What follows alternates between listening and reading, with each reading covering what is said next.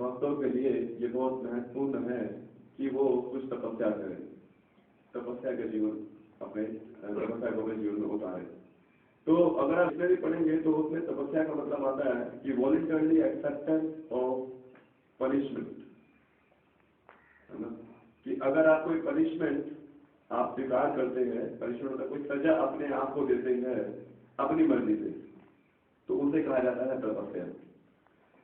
और वो उसमें बताया जाता है कि ये ज्यादातर लोग करते हैं जब उन्होंने कोई गलती करी होती है या कोई पाप किया होता है, तो उसके लिए तपस्या या उसके लिए कोई अपने आप को सजा देता है। और फिर क्या है कि सेल्फ पनिशमेंट ये चीज होती है जो तपस्या आती है, कि सेल्फ पनिशमेंट अपने आप को व्यक्ति खुद तपस्या मतलब अपनी इच्छा से अपने आप को कुछ दुख देता है जो कि साधारणतः वो नहीं देना चाहता, है। साधारणतः हमारा मन और हमारी इंद्रिया वो काम नहीं करना चाहती, परंतु हम किसी चीज के लिए किसी कारणवश वो कार्य करते हैं तो उसे कहा जाता है तपस्या। लेकिन समझ रहे हैं तो वैसे कहते हैं तपस्या। तो ये एक नेगेटिव साइड है कि हम लोग देखते हैं कि तपस्या का मतलब है कि हमें कुछ परेशानी होती है और कुछ गलती हमने करी है उसके लिए, परंतु तपस्या करने का जो पॉजिटिव साइड है वो ये है कि तपस्या करके हमें मिलेगा क्या। सबसे पहली बात है तपस्या अगर हमने कुछ गलत नहीं किया तो हम क्यों करें तपस्या, साफ सी बात है कि नहीं। तो तपस्या करने का मतलब क्या बनता है। तो एक्चुअली में जब आप जानते हैं अपने सुना होगा युधिष्ठिर महाराज ने प्रश्नों की जवाब दी थी यक्ष महाराज की, जबकि सारे पांडव जब जा रहे थे नदी में तो पानी पीने गए तो उन्होंने किसी ने जवाब नहीं दिया। वो प्रश्न पूछते थे, कहते प्रश्न को उत्तर दो तब पानी पीने दूंगा, नहीं तो ऐसे बिना जवाब दिए पियोगे तो क्या होगा, मृत्यु हो जाएगी। याद होगा ना, पता ना, बड़ा फेमस है कि नहीं, पता है। तो उसने पहला प्रश्न एक पूछा था और दूसरा प्रश्न पूछा था कि कोई व्यक्ति सबसे ज्यादा मतलब हाईएस्ट चीज, सबसे बड़ी चीज कैसे प्राप्त कर सकता है। तो युधिष्ठिर महाराज ने उत्तर दिया तपस्या करके। तपस्या करके व्यक्ति सबसे ज्यादा ऊंची चीज, सबसे ज्यादा महत्वपूर्ण चीज को प्राप्त कर सकता है। तो इसलिए सबसे पहली बात यह है कि तपस्या करके हम सबसे बड़ी चीज को प्राप्त कर सकते हैं। और जो व्यक्ति तपस्या नहीं करता वो नहीं करता, और इसका मतलब वो बड़ी चीज को प्राप्त भी नहीं करना चाहता, तो ऐसे व्यक्ति को मूर्ख कहते हैं। मूर्ख का परिभाषा वो होता है जो अपना सारा समय या ज्यादा समय कम महत्वपूर्ण चीजों के लिए लगाता है, उस व्यक्ति को मूर्ख कहते हैं। ठीक है। तो इसलिए कोई व्यक्ति अगर तपस्या नहीं करता किसी हायर एडवांसमेंट के लिए, किसी हायर अचीवमेंट के लिए, तो व्यक्ति क्या करता है, वो व्यक्ति मूर्ख है। इसलिए तपस्या की जरूरत होती है। आज हम देखते हैं कि बारिश हो रही है, अभी बारिश की जरूरत होती है नहीं होती। बारिश हो रही है, बारिश की देवता कौन है, इंद्र देवता है। और इंद्र अपनी पोजीशन में है कि बारिश दे भी सकते, रोक भी सकते हैं। तो परंतु इंद्र को ये पोजीशन कैसे मिली, तपस्या के बल पर। सूर्य रेगुलरली रोज के रोज टाइम से निकलता है, टाइम से अस्त होता है, तो कैसे शक्ति मिलती है सूर्य को, तपस्या के बल पे, क्योंकि उसने तपस्या करी है, तो इसलिए उनको पोजीशन ही प्राप्त है। तपस्या के बल पे सारे देवी देवताओं में ये शक्ति आती है कि वो अपने कार्य कर पाते हैं और नियंत्रित कर पाते हैं। और हम देखते हैं कि इनको तपस्या करने के कारण इनको वो पोस्ट प्राप्त है जिससे कि वो छोटे जीवों को कंट्रोल कर सकते हैं। इसी कारण से अगर हम देखें हमारे जीवन में भी अगर हमें मनुष्य जीवन प्राप्त है, ये भी निश्चित रूप से कुछ तपस्या के कारण प्राप्त है। कुछ हमने ऐसा किया होगा जिससे कि आज हमें ये मनुष्य जीवन प्राप्त है, वरना क्योंकि जानवर जो होते हैं वो तपस्या नहीं कर सकते, जानवरों के लिए तपस्या बनी नहीं है, ये तपस्या बनी मनुष्य के लिए।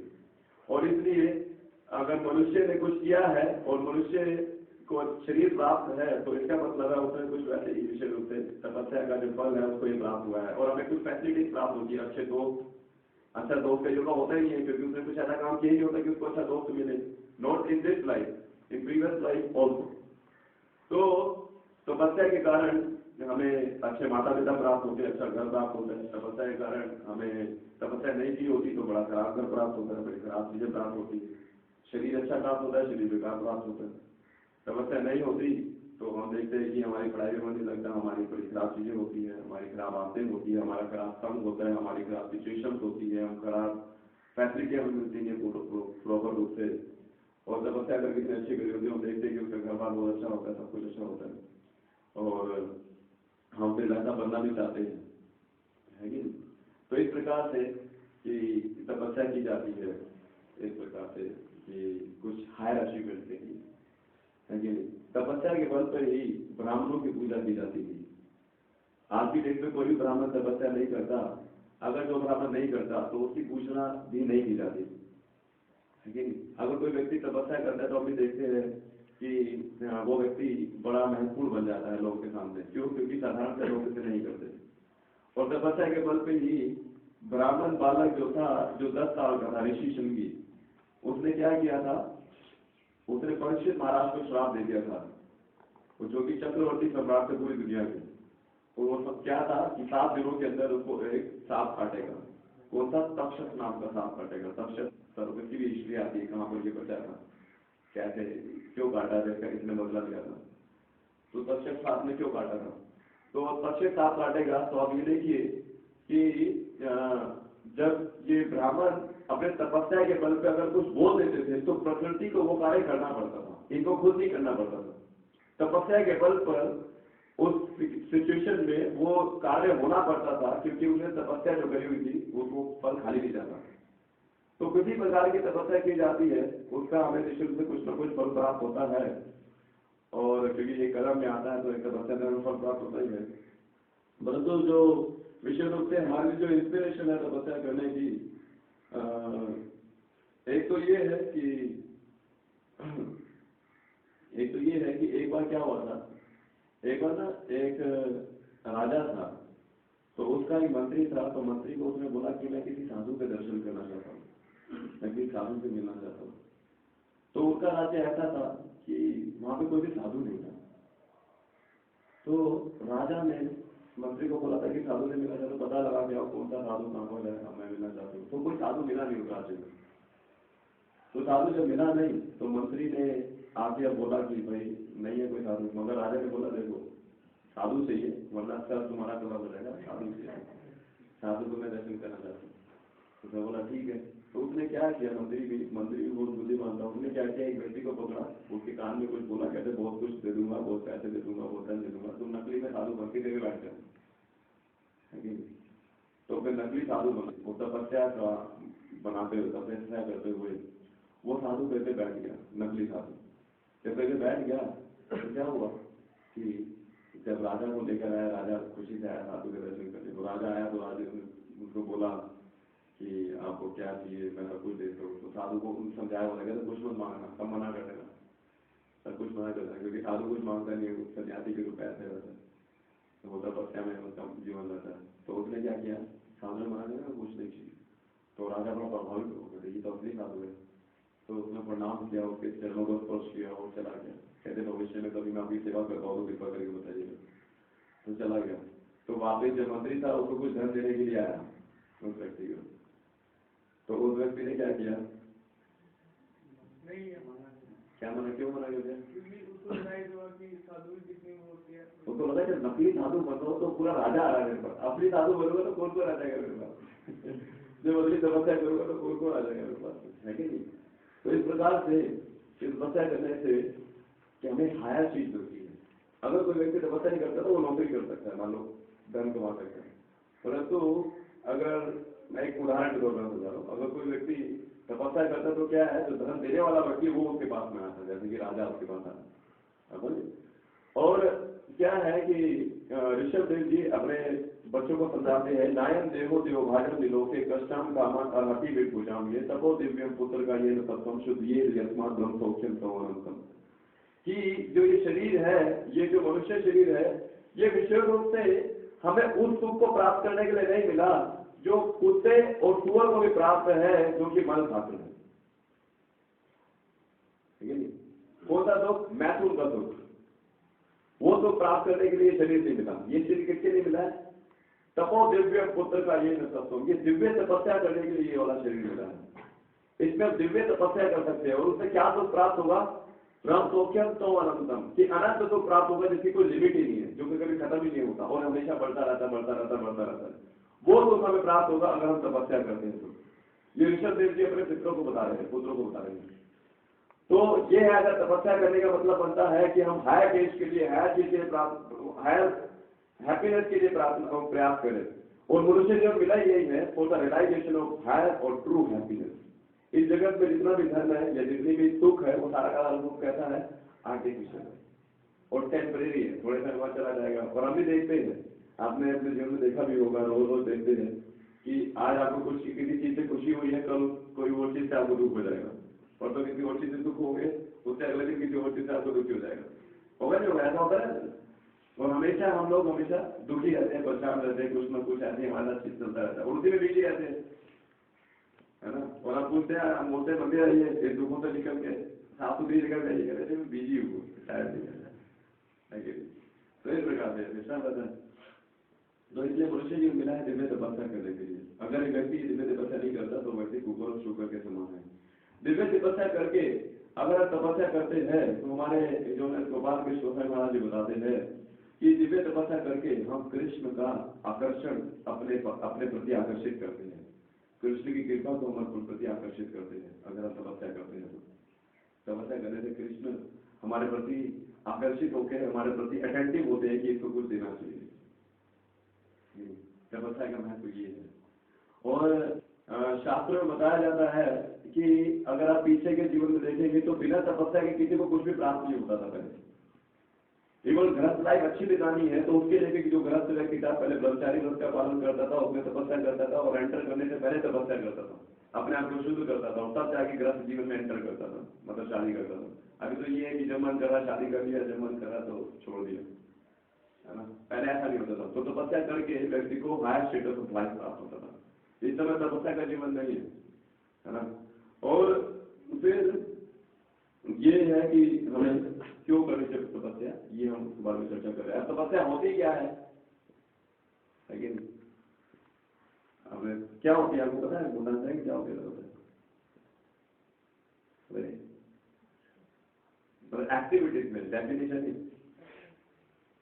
क्या एक्टिविटीज होती है, जैसे हम दिन में अपने काम करते हुए भी जो भगवान का नाम लेते हैं या फिर चैंटिंग करते हैं, तपस्या है। तो भगवान का नाम लेते हैं आपको अच्छा नहीं लगता, अच्छा लगता है, तो वो तपस्या कहते हैं। जो हम हार्ट के लिए कर रहे हैं तो फिर नहीं, एक तो चलो ये उदाहरण दिया, मैं आपको वैसे कुछ इन जनरल आप क्या कहेंगे तपस्या में। अभी जैसे कि हम कोई काम कर रहे हैं उसमें बढ़ोतरी कर देना एकदम से और उसको कंटिन्यू रखना। जैसे कि अगर हम 4 बना कर रहे हैं तो अगर 8 बढ़ा दी तो वो स्ट्रगल तपस्या होगी हमारी। हाँ, बहुत अच्छी बात है, अच्छी बात है। जैसे हम पढ़ते हैं, हमारा पढ़ने का मन नहीं करता, फिर भी हम एग्जाम पास करते हैं तो वो चीज़ तपस्या है। हाँ, कहते हैं कि हमें कुछ करने का मन नहीं करता, जैसे हम पढ़ाई करते हैं तो पढ़ाई करने की तो तपस्या करना पड़ता है ना। जो व्यक्ति तपस्या नहीं करता वो पढ़ाई भी नहीं कर सकता। तो हम देखते हैं पढ़ाई की तपस्या हर एक फील्ड में चाहिए। ऐसा ही हो सकता बिना तपस्या के हम किसी भी काम को कर पाएंगे। हम कुंभ मेला में गए थे, जैसे मैं बताने लगा था, तो कुंभ मेला में पता कैसे तपस्या करते हैं। तो कुंभ मेला में साधु है जो हमारे साथ में उसका टेंट लगा हुआ था, तो वो आग के ऊपर बैठता है, जल्दी आग के ऊपर, तो लोग बड़े प्रभावित होते हैं। परंतु उसने बहुत तपस्या करी तब जाके वो आग के ऊपर बैठ सकते हैं। हालांकि भक्तों की जरूरत नहीं है आग के ऊपर बैठने की, लेकिन वो शूल पे बैठता है, वो जो कांटे के ऊपर रखा हुआ, तो उसके ऊपर बैठता है, उसको कुछ नहीं होता, उसको आराम से बैठ के आशीर्वाद देता है। तो इस प्रकार से ऐसे में एक साधु है, वो मैंने गया नहीं उसके दर्शन करने, मगर सब लोग बाकी लोग गए थे दर्शन करने, उसने अपना एक हाथ ऊपर रखा हुआ, 15 साल से उसका हाथ ऊपर ऐसे। उसके जो गूंद है, बड़े बड़े गूंद घूम घूम के इतने लंबे लंबे लंबे है ना, और हाथ बड़ा ऐसा ऐसा हो गया, मतलब पतला, और पूरे अपना पूरे जीवन के लिए उसने एक हाथ ऊपर कर दिया। अब देखिए, और हमेशा ये नहीं कि सुबह हाथ ऊपर है नीचे नीचे है, वो सोता है तो रस्सी बांध के सोता है कि हाथ नीचे ना। तो ऐसे वो तपस्या करते साधु, और ऐसे अलग अलग साधु, नागा बाबा वो नंगे घूमते, बहुत बड़ा तपस्या एकदम हर रूप से विमस्त होना, मतलब सारी की सारी इज्जत जो सोसाइटी है पूरा ऊपर रूप से त्याग देना, वो रह ही नहीं सकते सोसाइटी में। ऐसे अलग अलग साधु है, कोई साधु है वो बैठा रहता है, कोई साधु है बड़ा मुश्किल आसन लगाता है, एक हाथ पे खड़ा हुआ है, एक टांग पे खड़ा हुआ है, इतने सालों से खड़ा हुआ है, एक टांग पे खड़ा हुआ साधु लिखा हुआ है। हम लोग ज्यादा नहीं घूमे, जितने में घूमे वहाँ पे उस एरिया में बता रहे। तो ये कलयुग में तो पॉसिबल है। अभी तो दिख रहा है, कर तो रहे हैं, है ना?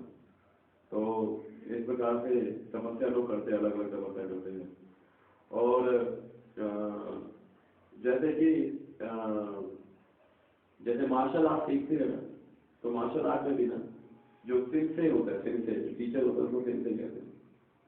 तो वो क्या करता है, वो दिखाने के लिए सबसे पहला चरण पता क्या है, पहला जो स्टेप क्या होता है मार्शल आर्ट में, हमारे दोस्त बता रहे थे, वो पोजीशन है, वो ऐसे खड़ा होता है, अपनी टांगों को ऐसे करके खड़ा होता है ना, और ये वाला, है ना, और ये वाला ना एकदम एक ये वो वाला स्टेप है जिसमें कि आप ना सामने ही मार सकते हो, आप इधर भी जा सकते हो, इधर भी जा सकते हो, तो वो वाला ये पोजीशन होता है।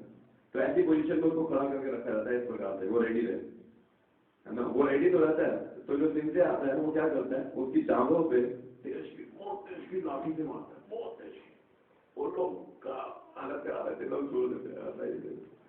परंतु कईयों को जब मारता है तो कुछ लोग, 100 में से 2-3 लोग जो होते हैं वो खड़े रहते हैं, वो पूछते रहते हैं, पूछते रहते हैं, तो उनकी मजबूत हो जाती है टांगे, उनको फिर अगली प्रैक्टिस के लिए भेज देता है। जो नहीं सहन करते वो भी बैठे रहते हैं, ऐसा होता है।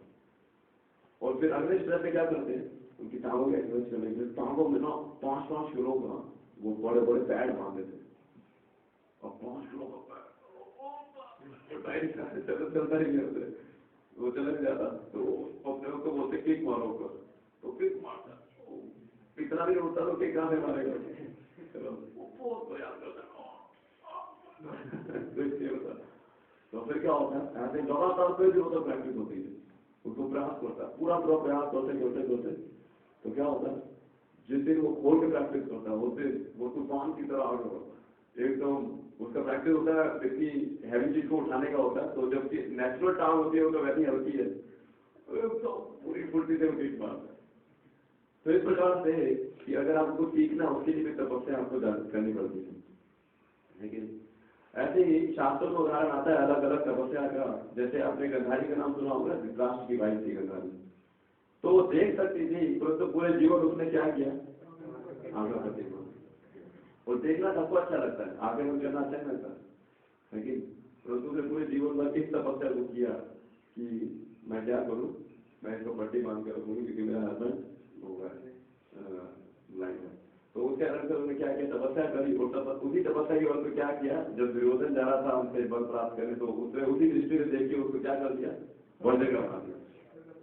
तो तपस्या से शक्ति प्राप्त होती है, आध्यात्मिक या भौतिक, ये डिपेंड करता है कि क्या हमारे इंटेंशन है। और ऐसी तपस्या आती है ध्रुव महाराज की। ध्रुव महाराज का आपने नाम सुना होगा। ध्रुव महाराज की कथा आती है कि उनकी माता ने उनको अपने पिता की गोद में बैठने से मना कर दिया था, सौतेली माता ने।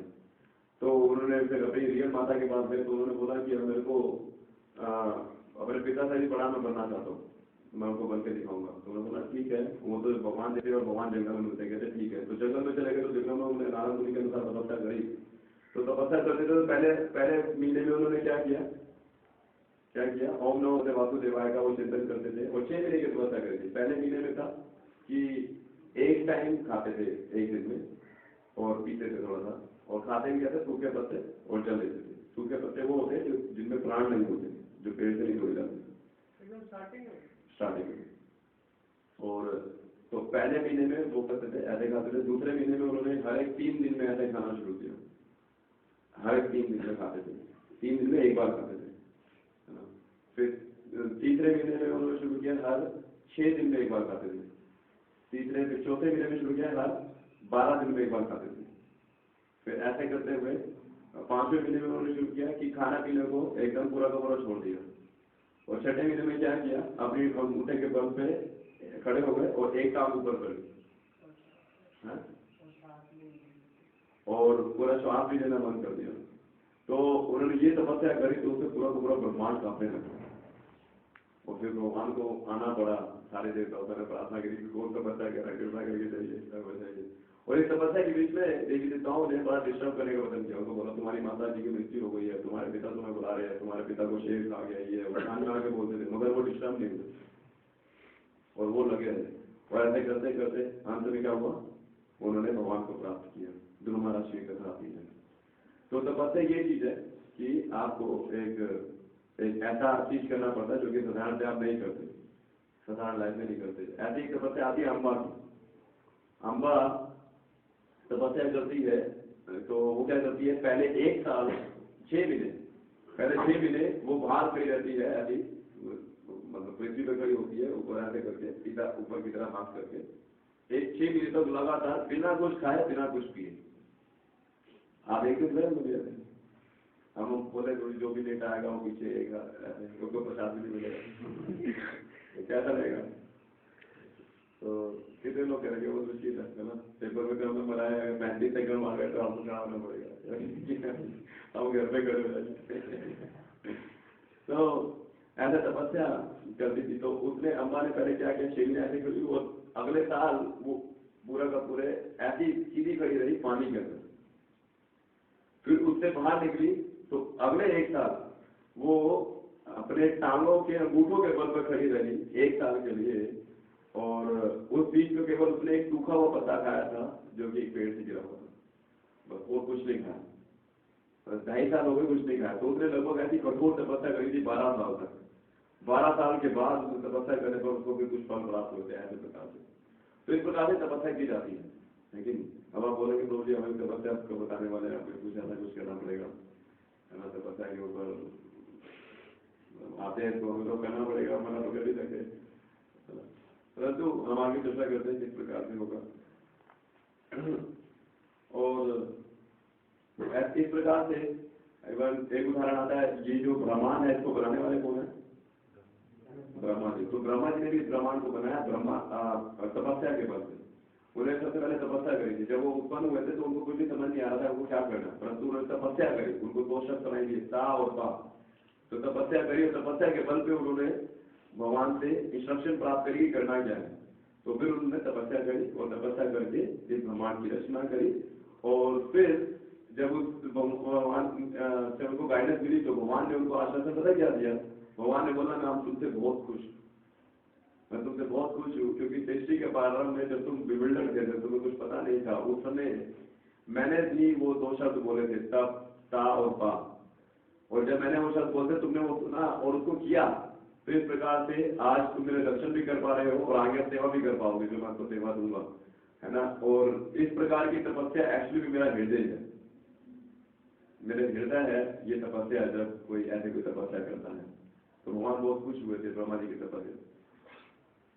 और अब क्या है, अब भक्तों के लिए आता है कि भक्तों को क्या करना चाहिए, है ना। भक्तों को क्या समझना चाहिए तपस्या से। तो विषय में पहली बात तो ये है कि तपस्या से भक्तों को डरना नहीं चाहिए।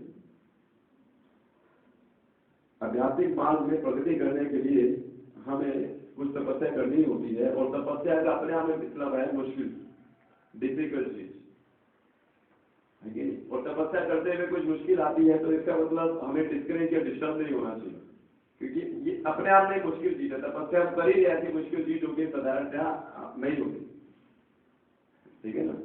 तो तपस्या अपने आप में मुश्किल चीज है। तो भक्तों को कभी डरना नहीं चाहिए। और भक्तों को अगर तपस्या करनी भी चाहिए तो वो होनी चाहिए प्रेम पूर्वक, पेनेंस विद लव, है ना, ऑस्टेरिटी विद लव। भगवान से प्रेम पूर्वक हमें तपस्या करनी चाहिए। ऐसे नहीं कि एक बटन लगना चाहिए, ओ फिर से एक चीज हो प्रसाद, ऐसा नहीं होना चाहिए। भक्तों को बड़े उत्साहित होते हुए और बहुत ही प्रेम पूर्वक तपस्या करनी चाहिए। और तपस्या जो होती है वो अपने आप कभी नहीं करनी चाहिए भक्तों के लिए विशेष रूप से है। पहले लोग वहाँ पे साधु जो है वो अपने हिसाब से कुछ भी तपस्या करना शुरू करते थे, कहीं से इंस्पायर होते थे, कुछ पढ़ लेते, परंतु भक्तों को तपस्या कैसे करनी चाहिए, गुरु साधु और शास्त्रों के हिसाब से। जो गुरु कहते हैं, साधु कहते हैं और शास्त्र कहते हैं, उस हिसाब से हमें तपस्या करनी चाहिए। ऐसे नहीं कुछ भी करना शुरू कर दे। एक बार एक कौन के भक्त है, उन्होंने एक तपस्या करना का बड़ा खतरनाक नियम दे दिया था वृंदावन में। तो प्रभुपाद जी ने उनको बुला के बहुत डांटा, परमिशन, बहुत बुरे रूप से डांटा। और उसके बाद फिर कई और भी लोग जो करे थे उन्होंने भी तपस्या करना छोड़ दिया, क्योंकि तपस्या का मतलब है गुरु के आदेश के अनुसार गुरु की प्रसन्नता के लिए होना चाहिए, ऐसे नहीं कुछ भी करना शुरू कर देना चाहिए। तो विशेष रूप से तपस्या का मतलब ये नहीं है कि हम लोग विशेष रूप से इस पे बोल देते हैं कि नहीं हम लोग बहुत ज्यादा कष्ट स्वीकार करें, ये नहीं है। जो भक्त लोग होते हैं वो विशेष रूप से इसके ऊपर स्टेप देते हैं कि किस प्रकार से वो भगवान के प्रति आगे बढ़े, उसके लिए उनको कुछ करना पड़े तो कर देते हैं। समझ रहे? तपस्या वो भगवान के लिए करना होता तो करते हैं, ऐसे नहीं कि तपस्या के लिए तपस्या करते हैं, इसीलिए तपस्या नहीं करते। समझ आप? वो भगवान की प्रसन्नता के लिए तपस्या करते हैं, ऐसे नहीं तपस्या के लिए तपस्या करें। जैसे खाना खाने के लिए खाना खा रहे इसलिए नहीं, ऐसा नहीं होता कि तपस्या के लिए तपस्या नहीं करते हैं। वो लोग भगवान की प्रसन्नता के लिए तपस्या करते हैं। इसलिए जो भक्त लोग होते हैं पॉजिटिव के ऊपर ज्यादा ध्यान देते हैं कि मेरे को भगवान को प्रसन्न करना है, तो इसलिए मेरे को तपस्या करनी है। तो इसलिए नारद पंचरात्र में आता है आराधितो यदि हरि तपता तथा के, है ना, आराधितो यदि हरि तपता तथा के, कि अगर तुम हरि की सेवा नहीं कर रहे और तपस्या कर रहे हो तो हरि तपस्या का क्या लाभ, है ना। और हरि की सेवा नहीं कर रहे तो ऐसी तपस्या का क्या लाभ। अब कृष्ण की सेवा कर रहे हैं तो तपस्या अलग से करने की जरूरत नहीं है, और कृष्ण की सेवा नहीं कर रहे तो तपस्या करने का फायदा नहीं है। तो इसलिए भक्त लोग कृष्ण के ऊपर ध्यान देते, तपस्या के ऊपर ध्यान नहीं देते। ये हमारे को मेथड क्लियर होना चाहिए, ठीक है। तो इसलिए प्रैक्टिकल वेज आते हैं वो थोड़ा डिटेल में चर्चा करेंगे और आप सबसे डिस्कस भी करते रहेंगे। विषय रूप से इतना मुश्किल तो नहीं है, हाँ, मगर एक चीज बात आराम से समझने वाली है। विषय रूप से सबसे पहली बात ये है कि भक्ति और तपस्या ये ना मूडी आदमी नहीं कर सकता। Moody person can not perform any kind of activity in term of austerity, कभी नहीं कर सकता कि आज मेरा मन कर रहा है कुछ करने का और कल अरे नहीं हो गया, बहुत हो गया, परसों अरे आज मेरे को बड़ा अच्छा लग रहा है आज मैं कर दो, फिर अगले दिन अरे आज नहीं मन कर रहा, छोड़ दिया। मूडी आदमी नहीं कर सकता। ये मूडी का मतलब है जो मन है, मन मूडी होता है, आत्मा तो मूडी नहीं होती। आत्मा अपनी ड्यूटी के बाउंड होती है, वो तो भगवान की सेवा लगनी चाहती है, परंतु जो है मन है वो निकाल देता है। तो इसलिए हमें मूडी नहीं होना चाहिए। अगर हम मूडी है तो उसको चेंज करना चाहिए। एक बार एक व्यक्ति था वैसे मूडी था, तो वक्त था, तो भक्तों के संग में था, इतना अच्छा वक्त नहीं था, तो उसको ना वो मंदिर में रहता था, तो उसको एक बार सेवा दी गई कि आप मंदिर में रहो, और मंदिर में हम सब लोग जा रहे थे तो उन्होंने बोला कि तू पीछे से भगवान को भोग लगा देना। ऐसा ठीक है कर दूंगा। तो भगवान के लिए भोग बनाता था, अपने मन से बनाता था, जब मन कर रहा होता था कर दिया, कभी नहीं लगाता था, कभी से आरती किस टाइम पे करता था, कभी किस टाइम पे नहीं करता था, है ना। और सारा दिन सोता रहता था, सारा दिन सो जाता था, और कितनी सोने की आदत थी। तो एक दिन क्या हुआ, भगवान के ऊपर भगवान को पंखा करना होता है, जानते हैं पहले तो ना चादर में लगी होती तो रस्सी से हिलाना होता है, पंखा गिरा था, वो पंखा कभी दिखाते नहीं था, सो जाता था पंखा वाले करते भगवान प्रजा तो भगवान ने खींच के थप्पड़ मारा, वो सो रहा था, खींच के थप्पड़ मारा, वो कोना उसका पता नहीं चला। भगवान तो बोला तुमने मारा मेरे को, है ना। तो तुमको पता चला भगवान ने मारा, तो कहते हैं मैं भोग के लगाऊंगा अब तो मैं आऊंगा नहीं और सेवा भी नहीं करूंगा। तो इस प्रकार से तो बाद में जब भक्त आते हैं तो उसको बोलते हैं भैया क्या करो क्या सेवा करो, तो सब देखते सब कुछ अस्त व्यस्त है, तो कहते हैं मेरे को थप्पड़ मारा, उसको बोला तुमने गलती करी तभी थप्पड़ मारा, तो गलती नहीं करनी चाहिए। तो इसलिए जो मूडी आदमी है वो भक्ति नहीं कर सकता, वो तपस्या नहीं कर सकता, ठीक है। तो हमें मूडी नहीं होना चाहिए। तपस्या का मतलब है कांस्टेंट, हमेशा लगातार होनी चाहिए। ये नहीं होना चाहिए कि आज में कुछ करो, कल में कुछ करो, परसों में कुछ और करो। तपस्या ऐसी नहीं होनी चाहिए। तपस्या का मतलब रेगुलर होना चाहिए, लगा, ठीक है। और तपस्या का मतलब आता है कंट्रोलिंग माइंड एंड सेंसेस, कि मन और इंद्रियों को नियंत्रित किया जाता है जब हम तपस्या करते हैं तो। और इसके लिए सबसे पहली बात हमें ये समझनी चाहिए कि मन और इंद्रियों को नियंत्रित करने की आवश्यकता क्यों है, क्योंकि सेल्फ ग्रेटिफिकेशन, इंद्रिय तृप्ति करना और कृष्ण भावना में भगवान की भक्ति करना, ये दोनों के दोनों आपस में विरोधाभास है। कोई व्यक्ति कहता है कि मैं इंद्रिय तृप्ति करता रहूं और साथ में भगवान की भक्ति भी कर लूं, तो ये असंभव है। ये उस प्रकार से है जैसे कि खोलता हुआ घी हो, उस दिन मैं बता रहा था उस क्लास में, खोलता हुआ घी हो और खोलते हुए घी के ऊपर आप ठंडा पानी डाल दो तो ना बहुत बड़े रूप से ना धमाका होता है। अगर आपने मैंने तो किया हुआ कभी, धमाका होता है, तो प्रोविजन भी किया आपने, तो बहुत बड़ा धमाका होता है। तो धमाके से क्या होता है, सारे जितने भी लोग होते हैं उनमें गर्म चीटे पड़ते हैं, ठंडे चीटे पड़ते हैं और उनका वो जल जाते हैं, उनका नुकसान होता है। तो इसलिए जो व्यक्ति ये चाहता है कि इलिसिटी भी करना चाहता है और भौतिक जगत से निकलना भी चाहता है, तो ये दोनों चीजें आपस में विरोधाभास है। ठीक है, तो इसलिए मन और इंद्रियों को नियंत्रित करना चाहिए, इंद्रिय तृप्ति से हमें अलग करना चाहिए, इंद्रिय तृप्ति के विचारों की धारा से हमें निकलने का प्रयत्न करना चाहिए। और साधारणतः क्या होता है कि हमारा जीवन इंद्रिय तृप्ति करने वाले लोगों के बीच में बीतता है या इंद्रिय तृप्ति करने वाले माहौल में ही होता है। सभी लोग इंद्रिय तृप्ति कर रहे हैं, जब पोस्टर देखो हमें बताया जाता है ये चीज खरीद लो, ये चीज कर लो, ये चीज खा लो, है कि नहीं। मगर हम अगर ये सोच लेते हैं जैसे कि इसमें हम नियंत्रित कैसे कर सकते हैं, तो हम कैसे नियंत्रित करें, लेकिन स्त्रियों के ऊपर होता है कि स्त्रियां खुद भी आकर्षित करती है, स्त्रियों की इश्तिहार भी आकर्षित करते हैं, है कि नहीं। तो कोई व्यक्ति अगर भक्ति करना चाहता है, तो कोई व्यक्ति अगर भक्ति करना चाहता है तो उसको चाहिए कि स्त्रियों के आकर्षण के प्रति भी वो सचेत रहे, उससे आकर्षित ना हो, और साथ में वो बाकी जो स्त्री के साथ है ना उससे भी वो निकलने का प्रयत्न करे, क्योंकि ऐसा व्यक्ति विरोधाभास में पता है क्या हमेशा कंफ्यूज रहेगा। वो कभी इधर जाएगा, जैसे आपने कोई गाड़ी देखी है, ऐसी गाड़ी जिसके दो इंजन, एक इंजन इधर जा रहा हो, एक इंजन इधर जा रहा हो, तो कहाँ जाएगा वो इधर रहेगा, और कैसे रहेगा, डिस्टर्ब रहेगा, है कि नहीं। तो क्या सिंपल सा लॉजिक है क्या कि हमें एक रास्ते को चुनना है, अगर हम निकलना चाहते हैं तो वो चीज हमें बांधने वाली है, तो हमें निकलने का प्रयत्न करना चाहिए। और उसके लिए प्रभा जो उदाहरण बड़ा सुंदर देते हैं, जैसे कि अगर मान लीजिए बहुत अच्छे खाने पीने की चीजें उपलब्ध है, मान लो कोई शादी में आपको जाना है, बहुत खाने पीने की चीजें उपलब्ध है, परंतु उस दिन आपने सोचा हुआ है कि आज का मेरा व्रत है, आज मैंने एकादशी रखी हुई है ना, कुछ भी हो जाएगा कुछ खाऊंगा नहीं, और मैंने बिना ना खाने वाली एकादशी रखी हुई है, तो क्या होगा, आप उस चीज को खाएंगे नहीं, चाहे जितनी अच्छी चीज हो, अच्छी चीज हो, क्योंकि आपने मन पहले से बनाया हुआ है कि नहीं। तो इसलिए हमें ये समझना चाहिए कि जब भी हम डिटर्मिनेशन हमें आपस में करना चाहिए कि जब भी कुछ ऐसी स्थिति आए जिसमें कि हमें विरोधाभास चीज हो, तो उसमें हमें कृष्ण भावना को स्वीकार करना चाहिए और दूसरी चीज को रिजेक्ट कर देना चाहिए। No compromise, that is called तपस्या।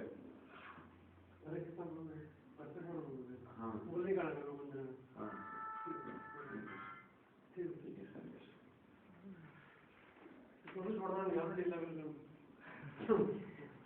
इसके पैर लगे इसको नहीं है।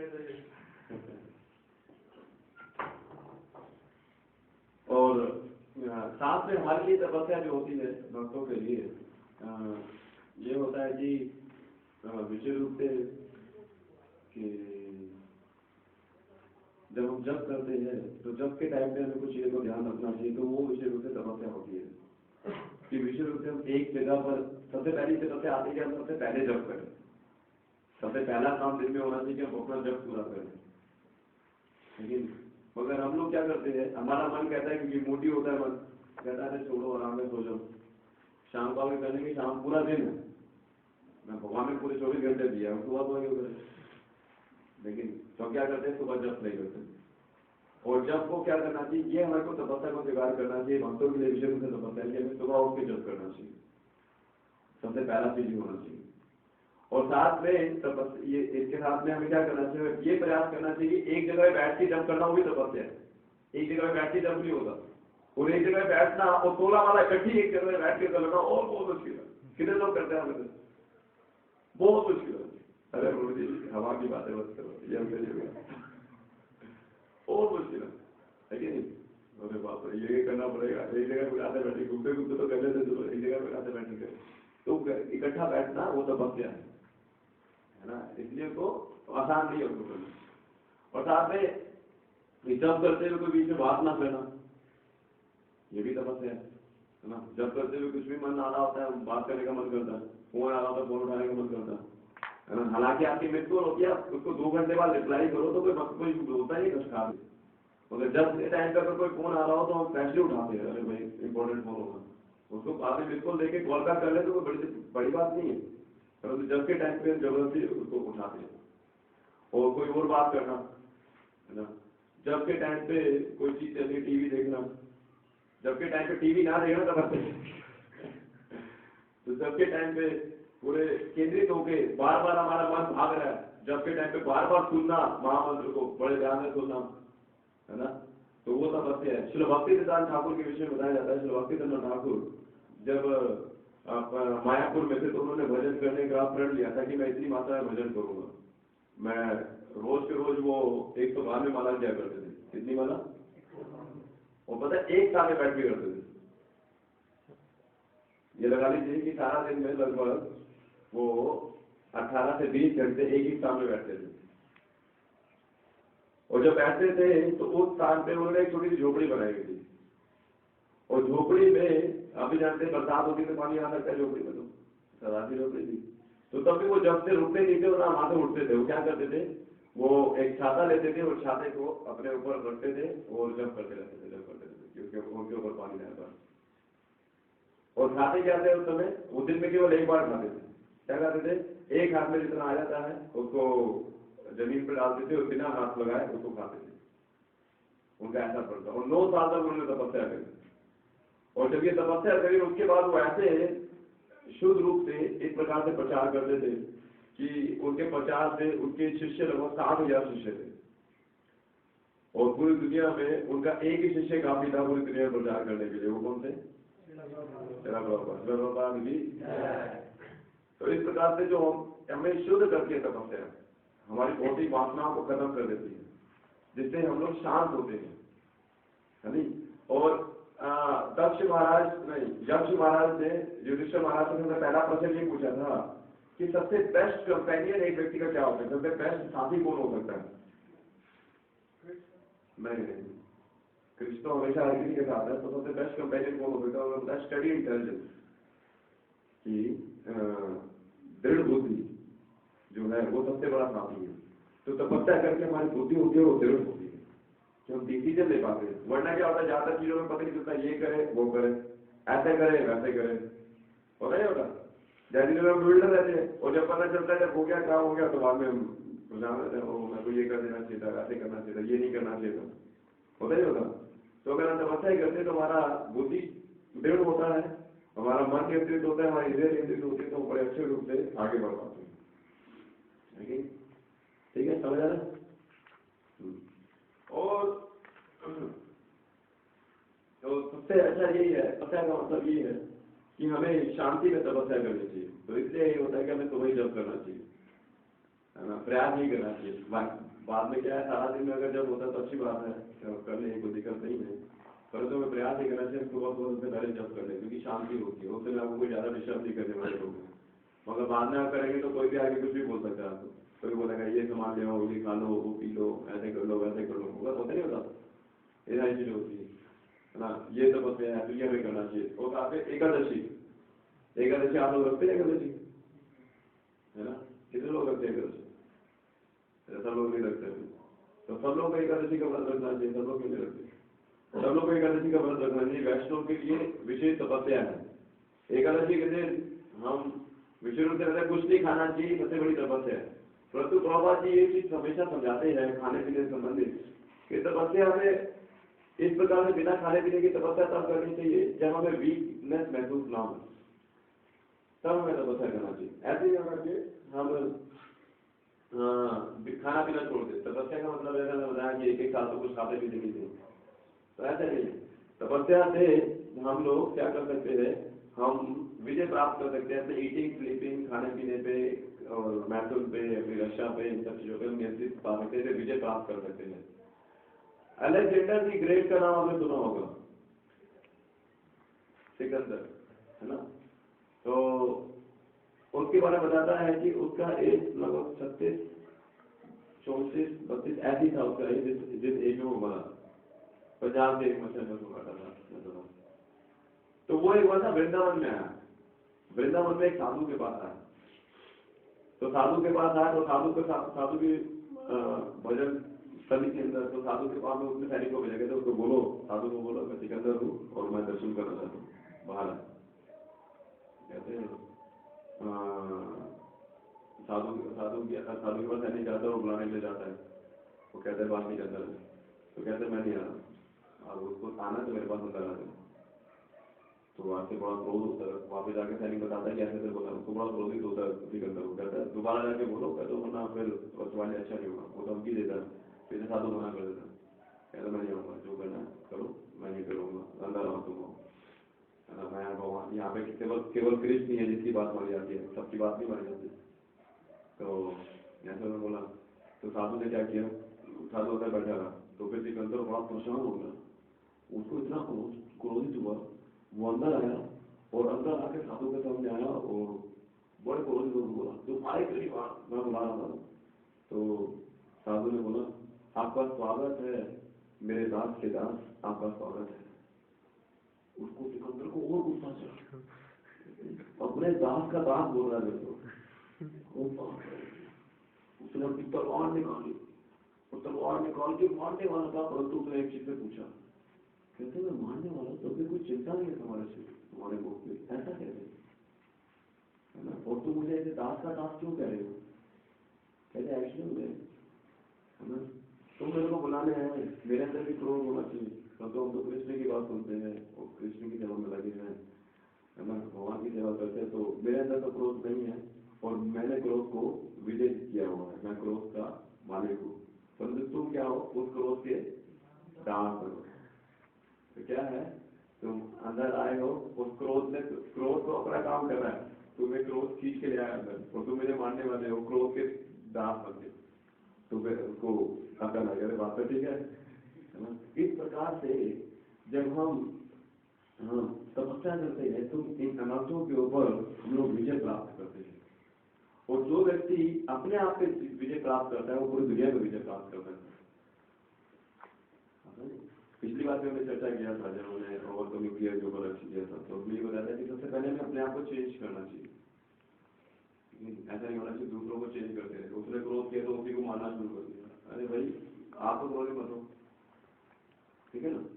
तो इसलिए हमें क्या करना चाहिए, हमें मन और संस्कृत इंद्रियों को नियंत्रित करना चाहिए और हमें साधना करना चाहिए इस प्रकार से, और साथ में कि हमें रेगुलरली श्रील प्रभुपाद की पुस्तकों का अध्ययन करना चाहिए। जो पुस्तकें आपको दी जाती है, आपने कितने लोग पूरी किताब पढ़ के आए जन्मति से पढ़े? 4 लोगों ने पूरी पढ़ी है, बाकी लोगों ने कितने पूरी नहीं पढ़ी? अच्छा, वो कितने शुरू भी नहीं करी? क्या नाम होगा? सूरज। तो सूरज जी आपको पढ़ना चाहिए। चलो सुना नहीं, अगली बात है आप पढ़ के आइएगा, ठीक है, आगे बढ़िए। तो हमें रेगुलरली श्री प्रभुपाद की पुस्तकों को पढ़ना चाहिए, और रेगुलर पढ़ना वो भी एक तपस्या है, तो कम से कम ये करना चाहिए हफ्ते में 4 से 5 दिन तो हम पढ़े, आपके 1 दिन 2 दिन 2 आते हैं बीच में आपको पढ़ाने के लिए, है ना, एक दिन हम होते हैं या सब लोग होते ही है, तो एक दिन हमें पढ़ना चाहिए, और पूरा का पूरा हफ्ते में 3-4 दिन 4-5 दिन पढ़ना चाहिए, पूरी किताब को पढ़ने में ज़्यादा टाइम लगेगा नहीं, ये करना चाहिए। और साथ में हमें ये प्रयास करना चाहिए, जो हम प्रैक्टिस में हमें ये करना चाहिए कि हमें रेगुलर प्रयास करना चाहिए कि हफ्ते में 1 दिन हम मंगल आरती आना चाहिए। नहीं आपको लगता है? हाँ जी, हाँ जी, हाँ जी। आपने कितने लोग आते हैं ऐसे नॉर्मली अभी 1 हफ्ते में 1 बार, जैसे 2 बार आते हैं, बाकी लोग आना चाहते हैं, कितने लोग आना चाहते हैं? आपकी अपनी इच्छा, नहीं हो तो मत आप बना देना, जबरदस्ती मत करो। ओके, आप लोग आना चाहते हैं तो अपना नियम बना सकते हैं, हफ्ते में 1 दिन मंगल आरती है ना। अभी तक जितने भी लोगों ने आध्यात्मिक क्षमता प्राप्त करी है वो मंगल आरती है तो मॉर्निंग प्रोग्राम से अटेंड करिए। ऐसा नहीं कि अपने आप सोते सोते किसी को भगवान के दर्शन हो गए, लोग सबने भगवान आए, ऐसा कभी नहीं होता। व्यक्ति को जागना पड़ता है और समय से पहले जागना पड़ता है और मंगल आरती में आना होता है। क्यों? तो सुबह सुबह हम क्या करें, मंगल आरती में हफ्ते में 1 दिन, जाना नहीं, रोज आने शुरू करेंगे तो माता पिता हमारे मंदिर में आके मंदिर बंद करवा देंगे। ऐसा ना करें, क्या करें, हम हफ्ते में 1 दिन है, धीरे धीरे शुरू करें। और सुबह उठने का भी सिस्टम है, उसको भी धीरे धीरे शुरू करना चाहिए। हफ्ते में 1 दिन तो चलो हो सकता है हम 3-4 बजे उठ जाए, परंतु रोज रोज उठेंगे तो एक दिन क्या होगा, अगले हफ्ते हम लोग 8 बजे उठेंगे। तो अगर आप कोई 6 बजे तो उठता है तो उसको चाहिए कि वो अपना टाइम थोड़ा सा कम करे, 5:45 करें, हमें तपस्या को भी ना रेगुलेटेड बनाना चाहिए। ऐसा नहीं होना चाहिए व्यक्ति जल्दी उसमें बढ़ोतरी करना शुरू कर दे, जैसे कि एकदम से नीचे गिर जाए, ऐसा नहीं चाहिए। तो हमें प्रयास करना चाहिए कि उसको रेगुलरली उसको बढ़ाते रहें। पहले क्या करें, आधा महीना, 1 महीना, 15 मिनट कम कर देंगे और रात को जल्दी सोना शुरू कर दें, है कि नहीं? इस प्रकार से ऐसे बना दें। फिर 15 दिनों बाद 15 मिनट और कम कर दें, तो इसमें कोई फर्क पड़ेगा? कोई दिक्कत आएगी नहीं, है कि नहीं? मगर अगर आपको बोले और आप करना शुरू कर दो कि आज आप नॉर्मली 6 बजे उठते हो, आपको बोले 3 बजे उठना, तो क्या होगा? हम मगर आरती में सो जाओगे, है ना? यहाँ पर आगे सो जाओ और इस कमरे में सारे के सारे पड़े हम सेटअप क्लास लेने आएंगे 10 कमरे। तो क्या है, सबको जागना चाहिए और हफ्ते में 1 दिन जल्दी जागना चाहिए। और नॉर्मली क्या होना चाहिए, धीरे धीरे तपस्या को आगे बढ़ाते रहे। जैसे जब करने का, जैसे अंशुल नाम है ना, तो अंशुल को बताया कि हमें जब करने का क्या होना चाहिए कि धीरे धीरे जैसे जो कितने लोग हमें सोना वाला भी नहीं करते, ओके अभी है जो आप लोग सोना वाला नहीं करते, तो आपके लिए ये कि आप धीरे धीरे सोना वाला पहुंच सकते हो। अभी 4 करते तो 8 कर सकते हो, 8 करके धीरे धीरे 16 में पहुंच सकते हो, धीरे धीरे करते हो।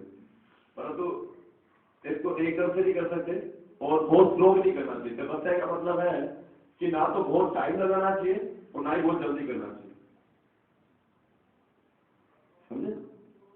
ना तो बहुत बड़े गैप होने चाहिए और ना ही बहुत कम गैप होने चाहिए। जैसे कि क्रिकेट की किल्ली होती है ना, तो दोनों के बीच में इतना गैप होता है कि बॉल ना निकले, परंतु गैप फिर भी रखा जाता है कि नहीं? तो उस प्रकार से हमारा एक हद तक सिस्टम होना चाहिए। ऐसा नहीं होना चाहिए कि बहुत ज्यादा कर दे या बहुत कम कर दे, वो दोनों चीज नुकसानदायक है। और कई बार होता है कि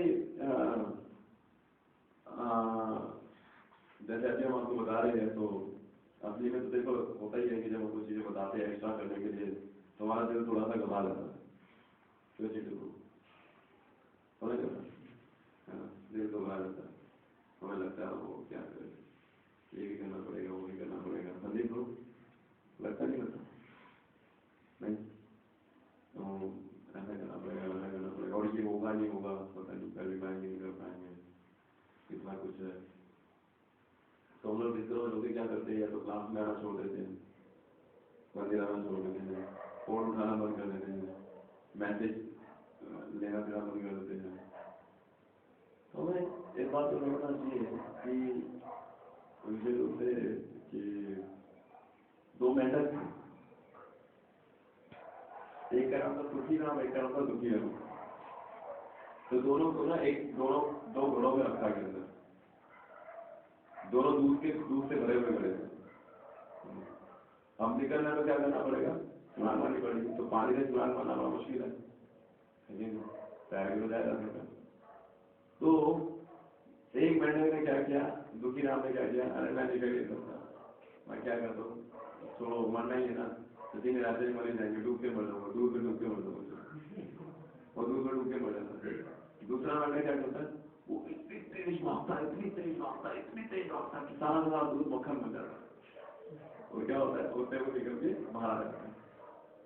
तो इस प्रकार से आप सुखी राम बनना चाहते हैं, दुखी राम बनना चाहते हैं, हमारे ऊपर वरना क्या होगा, हम लोग बहुत ही ज्यादा वीक फील करेंगे आध्यात्मिक रूप से। आध्यात्मिक रूप में, आध्यात्मिक जीवन में हो सकता है कि हमें कुछ चीजें हमें मुश्किल लगे, परंतु धीरे धीरे वो जो मुश्किल, जो कमियां लगती है, वो धीरे धीरे हमारी स्ट्रेंथ बन जाती है, वो हमारी धीरे धीरे स्ट्रेंथ बन जाती है। वो हमारे ऊपर डिपेंड करता है, हम उसको किस प्रकार से अप्लाई करते हैं।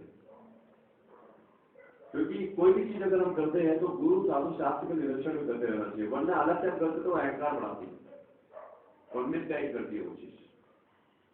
तो हमें क्या करना चाहिए, हमें गुरु साधु शास्त्र के निरीक्षण में करना चाहिए, जितना हम कर सकते हैं, जितना हम नहीं कर सकते, कैसे कर सकते हैं, क्या कर सकते हैं, ये सब चीजें कुछ निरीक्षण में करना चाहिए। और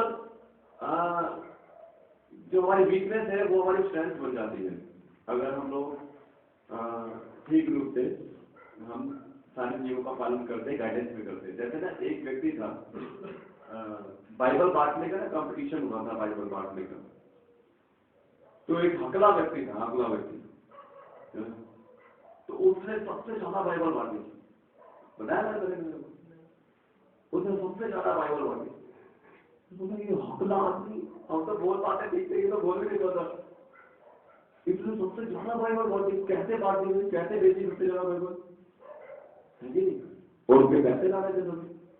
तो उसने बोला भैया क्या बोलते थे, कहते वो उसने बोला मैं बोलता था कि ये बाइबल है ना, आपने खरीदना नहीं है, खरीदना नहीं है। अच्छा इसको मत करीजिए।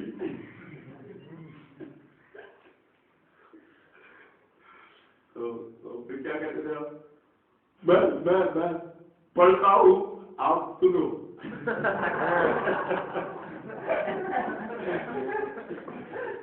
तो सब लोग कहते हैं भाई आप खरीद लेते हो तो पढ़े, अब कुछ पढ़े। तो इस प्रकार से ये हमारी बुद्धि के ऊपर डिपेंड करता है। जैसे झगड़े व्यक्ति की जो कमी थी उसी को उसने स्ट्रेंथ बनी, ये हमारे ऊपर डिपेंड करता है हम अपनी कमी को किस प्रकार से अपनी शक्ति बना सकते हैं, ये बुद्धि हमारी बनती है। जैसे एक व्यक्ति का उदाहरण आता है कि एक व्यक्ति था जिसका ना एक हाथ नहीं था, एक हाथ नहीं था, और उसको ना सिमसे ने जो मार्शल आर्ट सिखाता है उसके पास उसको लेके जाया गया और उसको बोला कि उसने बोला मैं ना फाइट सीखना चाहता हूँ। तो सिमसे ने देखा बोला तो सीखना चाहते हो कर लोगे, सीख लोगे, एक हाथ में नहीं तुम्हारा, कहते नहीं मैं सीखना चाहता हूँ, मेरा बहुत मन है, मैं सीखना चाहता हूँ। तो उसने बोला ठीक है मैं सिखाता हूँ। उसने बोला मैं तुम्हें पूरी जिंदगी में सोच लो मैं केवल एक ही चीज दिखाऊंगा और कुछ नहीं दिखाऊंगा, सिर्फ उसको पढ़ना और कुछ मत दिखाऊंगा, कुछ नहीं दिखाऊंगा, तो अगर देख रहे तो हाँ बोलो नहीं तो ना बोलो। तो उसने उस पर विश्वास किया, उसने बोला ठीक है। तो उसने एक किक सिखाई थी उसको, किक, एक हाथ में था, उसने फिर किक सिखाई उसको कैसे किक मारा जाता है। और किक मारने से पहली बार में क्या हुआ, जब पहली बार लड़ाई करने गया तो सब लोग देख रहे थे ये तो हार जाएगा। तो धीरे धीरे वो पिटते रहा क्योंकि एक हाथ नहीं था उसका, तो क्या हुआ वो जीत गया, आखिर में वो लड़ाई जीत गया। फिर ऐसे करके ऐसे धीरे धीरे करके 2 3 4 फाइट वो जीत गया। ऐसे करके जब उससे अगली लड़ाई थी वो एक बहुत ही पहलवान आदमी थे, वो चैंपियन रह चुका था आदमी, उससे लड़ाई और उससे लड़ाई हुई। तो उससे लड़ाई करने के लिए क्या हुआ कि उसको भेजा गया, तो पहलवान ने उस चैंपियन ने उसको बहुत मारा, इतना मारा उसको जो कुछ आता सब कुछ भूल गया। तो वहां पे पीछे से जब वो साइड होते हुए लोगों ने बोला तो उसको याद आया कि हाँ किक। तो उसने उस किक को मारना शुरू किया और किक को मारते था वो फाइट में बड़ी मुश्किल से वो जीत गया। उससे अब ये आखिरी लड़ाई थी, अब जो अगली लड़ाई जो करनी थी वो उसकी थी, उसने अब स्टेट चैंपियन बनना था। अगर वो जिसका हाथ नहीं था वो स्टेट चैंपियन बन जाता अगर वो अगली फाइट लड़ेगा। तो वो क्या कहता है कि एक बड़ी मुश्किल से जीतो, दोबारा से एक और लड़ाई करनी है, अब कैसे होगा। तो अब वो लड़ाई करने के लिए उसको ऑर्गेनाइज करते हैं। तो उस समय का उस स्टेट का पूरा चैंपियन होता है और फिर उससे लड़ाई करनी होती है, तो वो और भी ज्यादा खतरनाक होता है। परंतु क्या करता है वहां पे भी वो वही चीज चलाता है और फिर चलाते बहुत बुरे रूप से बहुत पिटता है तो किक चलाते वो जीत जाता है। परंतु एक बार वो फिर से वो कहता है कि ये क्या हुआ कि तुमने मेरे को केवल एक ही चीज सिखाई और कुछ क्यों नहीं सिखाया, और कुछ सिखाया होता तो मैं आसानी से जीत जाता, मैं इतनी फाइट में इतना ना पिटा, है ना, इतना ना पिटा, मैं कुछ और सिखाए थे तो मैं उसको आसानी से हरा देता। तो फिर ने बोला कहते अभी तक मैंने तो ये बताया था मगर अब मैं आज बताता हूँ। बाकी जितने भी चीजें हैं, जितने भी एक्शन है, उसको रोकने का एक उपाय होता है। उस एक्शन को अगर आपने ये किक मारी या इस प्रकार से हाथ मारोगे तो क्या होगा, आपके दूसरे स्थान को पकड़ के वो रोक देगा या ऐसे करके रोक देगा। परंतु जो किक मैंने तुम्हें सिखाई है उसका केवल एक ही रास्ता था कि तुम्हारे हाथ को पकड़ने को वो भी रोक दे, मगर तुम्हारा हाथ ही नहीं, तो इसलिए तुम विजय गए।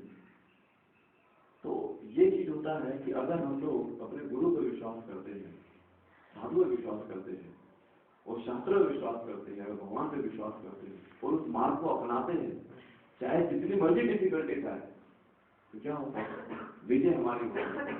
और हो सकता है कि हमारे अंदर वो कमी हो, वही जो कमी है वो हमारी स्ट्रेंथ बन जाती है। ठीक है, अगर हम ऐसे नहीं करते तो जो हमारी स्ट्रेंथ होती है वही हमारी वीकनेस बन जाती है, जो हमारी शक्ति होती है वही हमारी कमी बन जाती है, अगर हम गुरु साधु शास्त्र के हिसाब से नहीं चलते। ये बहुत महत्वपूर्ण चीज है इसको समझना कि किस प्रकार से हम भक्ति करते हैं, किस प्रकार से भक्ति का जीवन हम यापन करना चाहते हैं, अपना जीवन सफल बना सकते हैं, केवल ये हमारे ऊपर डिपेंड करता है। ठीक है, और अब क्या है, अब तपस्या का जब हम करते हैं तो तपस्या के रिजल्ट क्या होने चाहिए, है ना। अब हम तपस्या कर रहे हैं तो तपस्या अगर आप सही कर रहे हैं, गलत कर रहे हैं, कैसे पता चलना चाहिए, तो इसका पता करने के लिए बड़ा सिंपल सिस्टम है।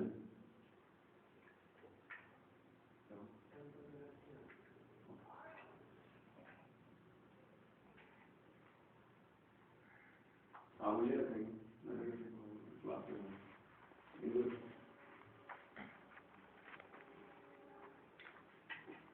तो तपस्या करते हुए निश्चित रूप से हमें कुछ चीजों का ध्यान रखना चाहिए इस प्रकार से कि आप तपस्या कर रहे हैं तो आप उसके रिजल्ट क्या आने चाहिए, है कि अगर हम भक्ति कर रहे हैं या तपस्या कर रहे हैं और तपस्या हमारी भक्ति में ही होती है तो हमें क्या रिजल्ट क्या आने चाहिए। तो रिजल्ट उसकी है कि सबसे पहले हमारा क्या होना चाहिए, हमारा लाइफ है जो डिसिप्लिन होना चाहिए।